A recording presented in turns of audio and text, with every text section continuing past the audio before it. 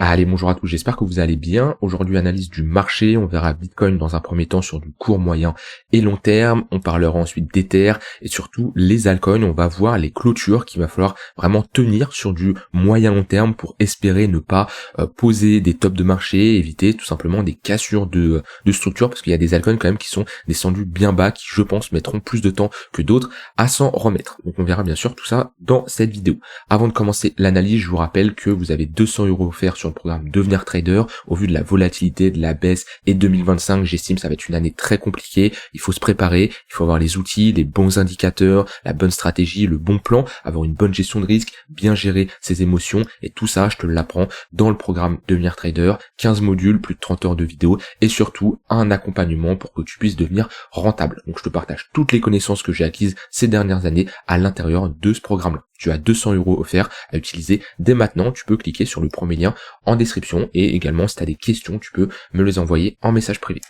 Alors, je commence par le Bitcoin. Il a eu un rebond assez intéressant, mais moi, ce qui m'embête, c'est qu'il n'est pas revenu au-dessus des 101 500 $. Vous voyez, ça, c'est 4 niveaux que j'ai tracés, 4 niveaux que j'ai tracés depuis des semaines, hein, ça fait un moment. Et à l'intérieur d'un range, faut pas chercher à faire plus compliqué. On cherche à se positionner sur les extrémités. Une borne basse, c'est plutôt une zone où on va chercher des achats. Une borne haute, une zone où on va plutôt chercher des shorts.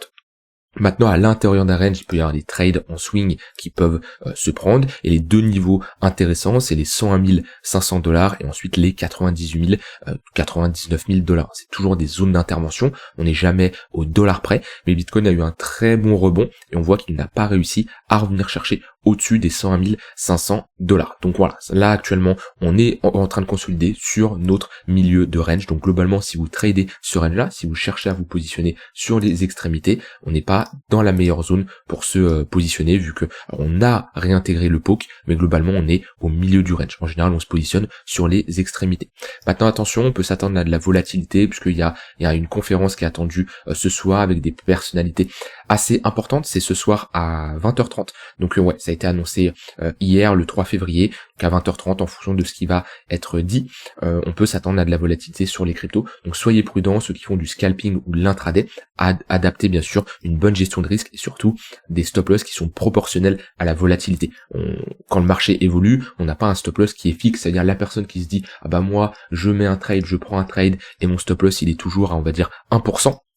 Bah alors, ça peut être une stratégie, sauf que cette stratégie va fonctionner peut-être dans un marché avec une faible volatilité, mais quand on a une volatilité beaucoup plus importante, 1% c'est beaucoup trop faible, il va falloir l'agrandir à 3, 4, 5%. Ça bien sûr, ça dépend de votre stratégie. Mais attention, je sais qu'il y en a qui fonctionnent avec des stop loss fixes au niveau d'un écart entre le prix d'entrée et leur stop loss, par exemple comme j'ai dit 1%, ça peut marcher pendant un certain temps, mais quand on a une forte volatilité, il faut adapter la taille de son invalidation en fonction bien sûr de la volatilité. Et d'ailleurs, c'est une erreur selon moi qui a été faite chez beaucoup de personnes avec le pump qu'on a eu hier, c'est beaucoup de gens se sont dit ça y est, le marché repart, on repart to the moon, c'est reparti. Sauf que ce qu'il faut prendre en compte, c'est que le marché a dévissé énormément. Par exemple, je prends un exemple, je prends ADA, le marché a dévissé de moins 50% en 2 jours, on va dire même quelques heures. Ça a été très rapide. Donc c'est normal d'avoir un rebond.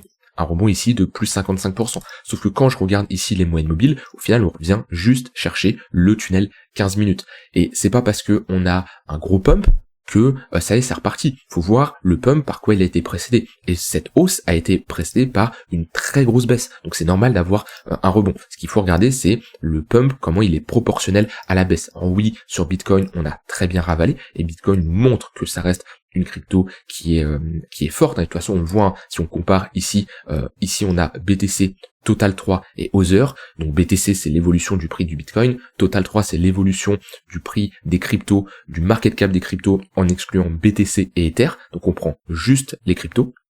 Et Other, c'est en prenant l'ensemble des cryptos en excluant le top 10 de CoinMarketCap. Et on voit tout simplement que Bitcoin reste fort. Vu que si je prends en référence ce gros dip là, on voit que Bitcoin, on l'a même pas touché. Ici. On voit que sur Total 3, on l'a touché et on l'a réintégré.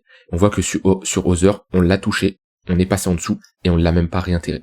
Donc on voit que globalement, ce qui capte la plus grosse capitalisation et ce qui performe le mieux actuellement, c'est les grosses caps. Donc c'est Bitcoin dans un premier temps, et surtout ensuite c'est le top 10 crypto, vu qu'on voit que si on les exclut, donc si on exclut le top 10 crypto, donc à l'intérieur on a du Solana, on a du XRP, on a du BNB, on a du Dogecoin, etc. Et bon, on se rend compte tout simplement que ici on a des cryptos à faible market cap qui ne performent pas autant. Donc actuellement, les cryptos les plus fortes qui rebondissent le mieux, c'est les cryptos avec un fort market cap, tout simplement. Maintenant, sur le Bitcoin, moi personnellement, j'ai pas de setup qui s'est enclenché. Je vous avais dit que je surveillais ici ce niveau-là. On avait un bon cluster de niveaux entre le point pivot weekly, point pivot monthly, point pivot daily, tunnel 4 heures, tunnel 1 heure. On a été chercher ce niveau-là, mais on voit que on n'a pas eu de réaction vendeuse. Donc ça fait partie du trading. Trader, c'est avoir une zone intéressante, et ce niveau-là, c'était moi personnellement un niveau qui m'intéressait. Maintenant, des fois, on a la zone qui nous intéresse, mais on se positionne pas n'importe comment. Ce qu'on veut, c'est une réaction vendeuse. Et on voit bien que ici, on n'a pas eu une réaction vendeuse. La réaction, elle était plus haute, bien entendu, mais ça ne m'intéresse pas d'avoir une réaction vendeuse dans une zone qui ne m'intéresse pas. Donc idéalement, pour vraiment repasser bullish sur Bitcoin, c'est de repasser au-dessus des 101 500 $. Tant qu'on évolue en dessous, vous vous rappelez ce que je vous ai dit depuis un moment, et c'est toujours viable à l'heure actuelle, au-dessus des 101 500 $, j'ai un biais bullish. On peut, selon moi, espérer avoir une hausse, et j'ai toutes les conditions pour être bullish. On évolue sous les 101 500 $ et au niveau des 90 000 $, j'ai globalement un biais qui est neutre. C'est-à-dire que je vais potentiellement chercher des achats comme des shorts, mais je vais réduire mon exposition, je vais me méfier parce que le marché peut être incertain, et je vous l'ai dit ici au moment où on a réintégré que je réduisais mon exposition sur certaines cryptos, et le marché a très bien dévissé, ce qui m'a évité de prendre une baisse quand même sur pas mal de cryptos. Et ensuite, si on passe sous les 90 000 $, j'aurai un biais bearish, tout simplement parce que on changerait de dynamique, on passerait d'un range à une tendance baissière, et on pourrait s'attendre à des cryptos qui performent beaucoup moins. Et ça pourrait s'étendre jusqu'à 72 000 $, parce que si on perd les 90 000 $, c'est ici la prochaine target, les 72 000 $. Maintenant, ce qu'il faut prendre en compte, c'est surtout les altcoins, parce que Bitcoin, il est toujours dans cette phase de latéralisation, et c'est ça qui peut faire peur pour certains, et je le comprends, c'est qu'on a des altcoins qui ont fortement corrigé, avec ici un Bitcoin qui finalement se retrouve limite presque au prix avant sa baisse. On est à, allez, si je commence à prendre ici, on est à moins 3, moins 4% depuis que le marché a dévissé. Donc c'est là où on se rend compte que les cryptos les altcoins sont beaucoup plus faibles actuellement que le Bitcoin.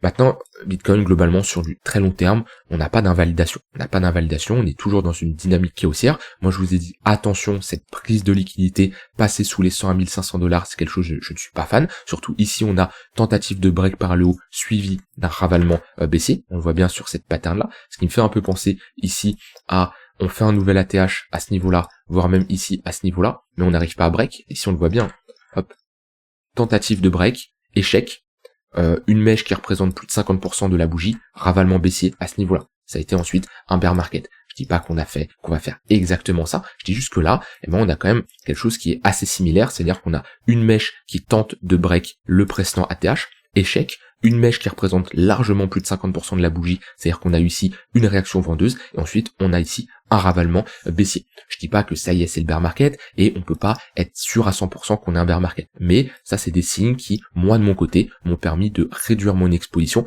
et ça a été en tout cas bénéfique sur les altcoins. Maintenant, je vous montrerai qu'après, je suis rentré sur surtout une crypto que je vais vous partager juste après. Maintenant, sinon, Bitcoin long terme, je vous avais dit, si on doit corriger les targets très long terme que je surveillerai au cas où on a un bear market, parce que là, c'est des targets assez loin, on a les 72 000 $ et les 51 000 $. J'ai du mal à voir un Bitcoin s'installer sous les 40 000 $ parce qu'on a ici le coût de production du Bitcoin qui est à peu près dans cette zone, 45, 50 000 $. Ce qui voudrait dire que des mineurs vendraient à perte. C'est assez rare, on peut y aller, on y a déjà été dans le passé, mais c'est très rare qu'on y reste énormément de temps. Techniquement, Bitcoin est bullish et restera bullish sur du long terme. Voilà, pas grand chose à dire de plus sur le BTC. Si je regarde comme ça des niveaux intéressants sur Trading Light, on a pas mal d'ordres de vente qui sont en attente d'être exécutés sur Binance, 109 000 $, 105 000 $. et sinon en bas on a à peu près les 90 000 $. Sur Coinbase c'est plus haut, on a les 111 000 $, on a un bon cluster, 105 000 $, bon en général c'est des chiffres ronds psychologiques, hein. C'est assez classique, les chiffres ronds psychologiques, c'est des zones où, enfin c'est des niveaux où il y a pas mal de gens qui mettent des ordres de vente. Voilà sur Bitcoin. Maintenant, on va parler d'Ether. Ether qui a plutôt bien ravalé sa baisse. On est quand même passé de, allez, même si je prends là, 3300, on a fait un moins 35% en seulement 3 jours. Et à voir, mais c'est peut-être la réaction acheteuse la plus bullish sur Ether. Plus 36% une journée, c'est assez rare. Peut-être qu'au tout début, qu'on avait énormément de volatilité sur les cryptos, qu'on a eu des journées avec une telle performance, plus 21%, et encore, je sais même pas si on a déjà eu ici une performance aussi importante sur Ethereum. Maintenant, c'est pas en clôture, c'est-à-dire que si je prends uniquement la clôture, on est sur un plus 0,36%, mais si je prends vraiment le bas de la mèche jusqu'au haut de la mèche. Sur Ether, pour vraiment conserver la structure, on veut une clôture weekly au-dessus de ce niveau-là. Ici, je parle vraiment en long terme. En long terme, on regarde le weekly. On va pas regarder les cryptos en 1 heure, 4 heures. Ce qu'il faut comprendre, c'est que quand un marché évolue, il forme une structure. C'est-à-dire que il va potentiellement passer ici d'une tendance baissière à une phase de latéralisation. Et là, on a tout simplement une phase d'accumulation. Et il va potentiellement ranger à nouveau, reproposer une phase d'accumulation. Ce qu'on ne veut pas voir, c'est tout simplement un break de cette structure. Si on commence à break une précédente accumulation, un précédent range, qu'on réintègre un range, eh ben on a des cassures de structure. Et en général, le marché met plus de temps à s'en remettre, c'est-à-dire qu'il va devoir consolider plus de temps avant de repartir. Il y a une grosse différence entre avoir une accumulation, break, pullback. Là, dans ce cas-là, on peut avoir un rejet en V-bottom, c'est-à-dire qu'on repart directement. D'accord ? Ça, c'est tout à fait possible, que plutôt, par exemple, ici, vous voyez, on a un cas où on a une accumulation, à nouveau une réaccumulation, une expansion. Et là, on a un pullback. Là, ça, c'est pas un signe de top. Ça, c'est juste un pullback. Et on voit qu'on peut repartir directement en V-bottom. Tac, on repart direct en V-bottom. Sauf que là, on se fait rejeter à nouveau. Et là, par contre, on passe d'un pullback, ici, à une structure de top, qui est très visible ici. On a un M-top. Et là, la différence, c'est qu'on ne peut pas repartir tout de suite. Pour retourner la tendance de cette structure de top, il faut faire l'inverse. Il faut faire ici une structure en W. Et si je regarde en période de temps, plage de date, on a mis ici 154 jours pour faire cette période de top de distribution, et on a mis à peu près 100 jours, voilà, à faire cette période de bottom. Donc on n'est jamais au jour près, mais assez souvent, on a besoin d'avoir quelque chose d'assez logique. C'est-à-dire qu'on va pas faire une phase de distribution en 3 mois et poser un bottom en 1 jour. C'est pas possible. Qu'on voit que ici, hop, on a eu un bear market qui a duré pendant 1 an, et ben ensuite on a eu une phase de latéralisation qui a duré énormément de temps de son côté aussi. Donc c'est là la différence où entre un marché qui fait une phase d'accumulation, break, pullback, V-bottom, ça c'est possible. Par contre, si on commence à break la structure, là il faudra plus de temps pour s'en remettre. C'est pour ça après on va regarder les altcoins, les clôtures idéales qu'il faudrait pour maintenir leur structure de marché. Donc Ether, hein, c'est vraiment ce niveau-là, les 2700 $, parce que si on réintègre, on aura de grandes chances d'aller retourner chercher le bad range, 2100 $, ce qui ferait à partir d'ici une baisse de moins 22%. Ça serait vraiment pas bullish pour Ethereum. Maintenant, hop, tac. Maintenant sur Ether, on est sur support, hein, même sur la clôture daily, hein, on est globalement sur support. Idéalement, on voudrait une réintégration des 3100 $, puisque ici on a une phase de distribution avec globalement un range. Hein. Alors, on peut mettre un volume profile pour mieux identifier les bornes du range. Ici je suis sur Coinbase, j'aimerais bien passer sur Binance, ça va être mieux. Ouais, c'est pas grave, on va prendre ça. On voit qu'on a notre extrémité basse, hein, qui est globalement vers les 3100 $, notre extrémité haute qui est vers les 3600 $. Donc idéalement, on veut une réintégration de la value area low pour espérer revenir au poke, voir la value area high. Sur Ether, moi personnellement, je n'en ai pas repris. Pourquoi ? Parce que je suis déjà exposé sur Ethereum, même si on est revenu chercher des niveaux de prix intéressants. Hein. 2000 $, c'est des niveaux où moi, j'en avais raccumulé même quand on était revenu à ce niveau-là. Mais personnellement, mon exposition sur Ether, elle est correcte. J'ai pas besoin d'en accumuler plus. Je préfère me concentrer sur d'autres altcoins qui sont beaucoup plus fortes. Par exemple, Hype, je suis rentré en position. Parmi le cash que j'ai récupéré en réduisant mon exposition sur certaines cryptos, je suis rentré sur Hype. Elle est à peu près 22 $.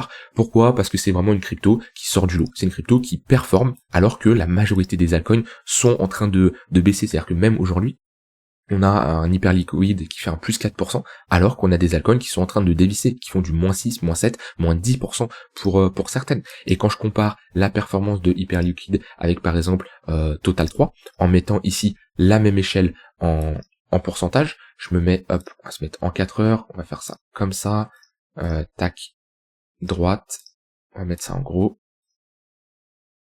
Si je prends depuis le bottom, ici, on voit bien que Hyperliquid, Hype, surperforme largement l'ensemble des altcoins. On voit la performance, elle est dingue. Le rebond, il est largement supérieur à Total 3. Je peux prendre Total 3, je peux prendre même par exemple Ethereum. Hop. Droite. Ouais, on va laisser comme ça. Vous voyez la différence de performance. On a ici une crypto qui a une très bonne communauté. D'un point de vue fondat, c'est excellent.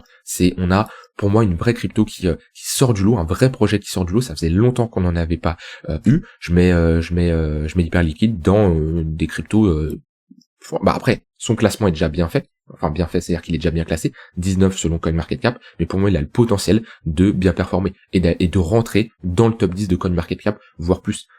Au vu du business model, au vu de comment il gère, au vu de la communauté, de la hype qu'on a autour de ce projet-là, et tout simplement la demande le monte. C'est-à-dire que quand on a tous les prix qui descendent, c'est là où je vous dis concentrez-vous là où il se passe l'action. Là on a des cryptos qui sont fortes. Et quand je regarde, d'ailleurs il faut que j'ajoute hype à ce dashboard, quand je regarde qu'on a toutes les cryptos qui chutent aujourd'hui, à part à la limite Sui qui sort un peu du lot, Hype sort largement du lot. Donc moi personnellement, dans ce genre de configuration, quand j'ai comme ça un projet qui est bon, avec un fondat qui est bon, une bonne communauté qui est derrière, un airdrop qui a été très très bien réalisé, c'est là où on voit la différence entre un airdrop qui est bien réalisé, comme Hype, et un airdrop qui est très mal réalisé, comme Starknet. Et on voit clairement la différence. Après, les projets n'ont rien à voir. Ils ont rien, c'est deux business models, on va dire, différents. Mais on voit quand même la différence sur l'évolution du prix.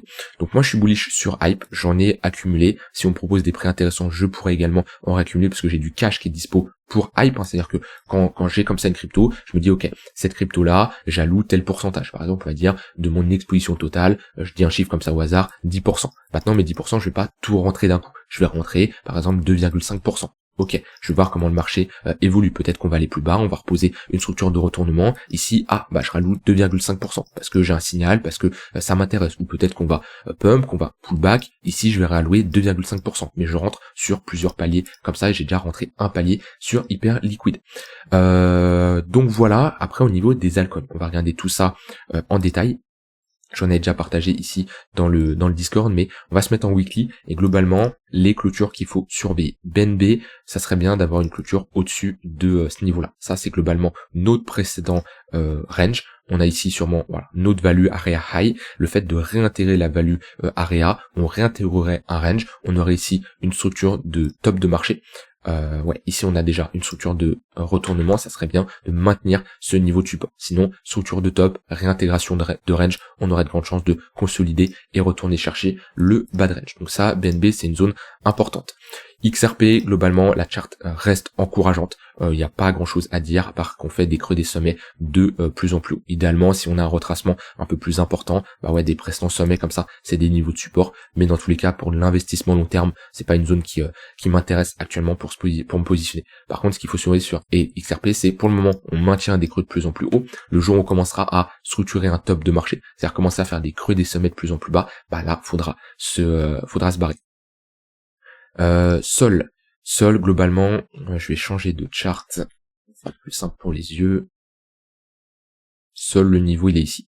Le niveau, il est très simple, $180 en clôture weekly, c'est un niveau qu'on veut éviter de réintégrer. Alors pareil, c'est une zone d'intervention, on n'est pas au dollar près, c'est-à-dire qu'on voit ici, on est légèrement passé en dessous. Ce qu'il faut voir, c'est si on a de l'acceptation. Si on commence à passer en dessous, que la bougie d'après, donc une semaine, on est toujours en dessous, qu'on a tenté de réintégrer, mais qu'on s'est fait rejeter, là on peut parler d'acceptation. Mais globalement, on ne veut pas passer sous ce niveau-là.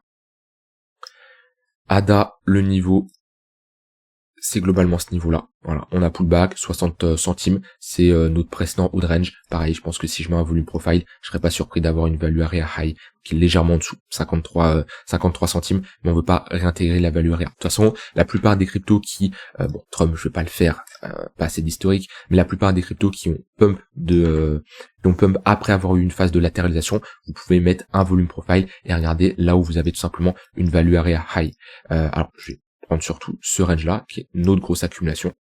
Voilà, notre value area high, on voit que on pull back, on revient la chercher, c'est tout simplement notre haut de range, mais on ne la réintègre pas, on n'a pas de l'acceptation en dessous. Donc globalement sur AVAX, le niveau des 20-21 $. Tant qu'on maintient ce niveau-là, on est toujours dans une phase de potentiellement réaccumulation. Parce que ici, on range, on break, on range, mais au-dessus du précédent range. C'est-à-dire qu'on ne le réintègre pas. On a un déplacement de la valeur. On le voit bien. Ici, on a une value area. Ici, on a une value area qui est au-dessus. C'est-à-dire qu'on déplace la valeur. Tant qu'on a ça, on est bullish et on peut espérer, et c'est pas on peut espérer, c'est on a des probabilités d'avoir une nouvelle réaction acheteuse. Par contre, si on réintègre, vaut mieux invalider parce qu'on retourne chercher une précédente value area.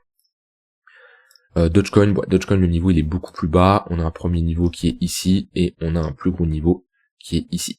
Voilà, ça c'est des niveaux intéressants sur Doge, mais il a très bien performé. On peut mettre des ordres en mode épuisette quand on a comme ça ce genre de mèche. Maintenant, attention à la pattern de top qui peut arriver sur Dogecoin. Ici avec creux et sommet de plus en plus bas. En close line, à les réaliser. Donc à vous de voir en fonction de comment vous opérez sur les marchés, si vous prenez les clôtures ou les mèches. Mais en général, c'est pas très bon d'avoir comme ça des structures de retournement en weekly. TRX, globalement, il maintient. C'est ce niveau-là qu'il faut maintenir. Maintenant, TRX il fait sa vie en général. C'est quand on voit comme ça l'évolution depuis 2023, il fait clairement sa vie. Chainlink, le niveau il est tracé, il est ici. C'est globalement le niveau des 20 $. Chainlink qui sort du lot, qui se démarque bien, qui performe plutôt bien. C'est pas la crypto qui a pris le plus cher et en weekly on aimerait bien avoir une clôture au-dessus des 20 $. DOT, alors DOT idéalement on aimerait bien réintégrer le niveau des 6,7 $ et surtout ne pas passer sous ce niveau-là. Niveau des 4,3 $. Alors Ton c'est assez bearish. La charte elle est plutôt moche puisqu'on a ici une pattern de top. Ça c'est une pattern de distribution et idéalement on veut une réintégration des 4,7 $ pour repasser bullish. Là c'est compliqué d'être bullish à ce niveau-là. Quand on a comme ça des cassures de structure, c'est ce que je vous dis. Là il y a très peu de chances qu'on fasse ça. C'est très peu probable. Déjà faut voir si on réintègre. Si le marché réintègre, ok, il peut y avoir un achat qui s'effectue lors de la réintégration sur le pullback. Sinon, quand on a comme ça une cassure de structure, la chose la plus probable, c'est d'avoir une pattern à nouveau d'accumulation. Je sais pas où, peut-être ici, peut-être là. Le but c'est pas de la prévoir. Le but c'est au moment où elle a lieu d'être prêt et pouvoir rentrer en position. ICP, on a ce niveau-là à maintenir. Pareil, on voit que c'est globalement un niveau assez important de notre précédente accumulation. Ici un niveau qui était un bad range, on a pris la liquidité, maintenant on ne doit pas clôturer en dessous de ce niveau-là. Sinon, pareil, on aura de grandes chances d'avoir une tendance baissière jusqu'à trouver ici un point bas où la demande reprendra le contrôle sur l'offre. SHIB, on est revenu chercher des bad range également. Alors c'est plutôt une zone sur SHIB. Cette zone-là qui est importante. Qu'on ne doit pas réintégrer. Si je mets ici un volume profile, je suis curieux de voir ce que ça me donne. On a notre value area high qui est globalement à ce niveau-là. Voilà, c'est un niveau qu'on ne doit pas réintégrer. Pour le moment, on a toujours un déplacement de la valeur au-dessus de cette accumulation, mais on ne doit pas repasser en dessous. Alors, je vais pas tous les faire, j'en ai beaucoup. Si ça vous intéresse, dans la prochaine vidéo, je pourrais faire le reste. J'en fais une dernière avec Bitcoin Cash. Le niveau, il est tracé. Niveau des 300 $. On voit bien que c'est un niveau qui a fait office de résistance. On a break qui fait office de support. On ne doit pas repasser en dessous. On m'a demandé également d'analyser ANKR, je vais faire ça, mais pour les autres, je m'arrête à Bitcoin Cash. Si ça vous intéresse ce que je fais là, dites-moi si vous voulez que je continue sur les autres, et si vous voulez également des altcoins que j'analyse, vous pouvez me le dire en commentaire. Pour ANKR, parce qu'on m'a demandé ANKR USD. ANKR globalement, on est entre deux bornes.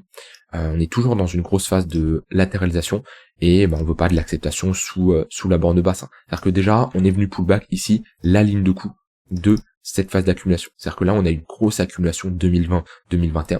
On a eu un pump. Là, on le voit bien, la phase de distribution, avec ici une borne haute et ici une borne basse. Tac.